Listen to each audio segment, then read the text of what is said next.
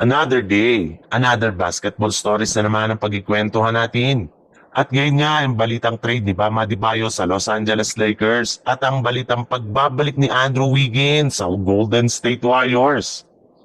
Kinumpirma na nga ng Los Angeles Lakers na isa sila sa mga kupuna na gagawa ng trade bago ang trade deadline. Dahil alam nga po nila na hindi talaga sapat ang kanilang lineup para makapag-compete sa West. Sa ipinapakitang performance nga nila laban sa mga legit na contender ay mukhang mauulit lamang nga ang mga nangyari sa kanila ng nagdaang playoffs kung hindi sila gagawa ng malaking pagbabago.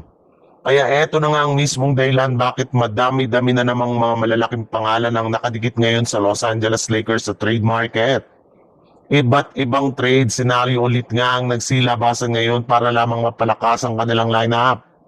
Pero ayon nga sa isang NBA insider, mismong si Luka Doncic na nga nagsabi na isang pangalan lamang nga daw ang gusto nitong ipakuha ngayon sa Lakers. At eto nga ay si Bam Adebayo. Mas gusto nga nito ng isang center na makakagawa sa kanya ng mga solidong screen at nakakasabay sa kanya mga ginagawang pick and roll plays. Kaya kung gusto talaga ng Lakers na mapalakas ang kanilang lineup ay kailangan nilang sundin si Luka sa pagkuha kay Bam Adebayo. Sa ibang balita naman, dahil nga sa pagkatalong muli ng Golden State Warriors sa kanilang game kanina laban sa Dallas Mavericks, ay malinaw na nga na kailangan na talaga ng kanilang team na kumuha ng bagong superstar na makakatulong kay Stephen Curry. Kita nga sa mga mata ni Stephen Curry na hindi talaga niya kayang buhati ng Golden State Warriors na mag-isa at walang legit na katulong sa kanilang opensa. Sa madaling salita, mukhang magiging busy na nga talaga ang Warriors sa trade market sa pagkuha ng bagong player na makakatulong sa kanila na maisalba ang kanilang kampanya ngayong taon.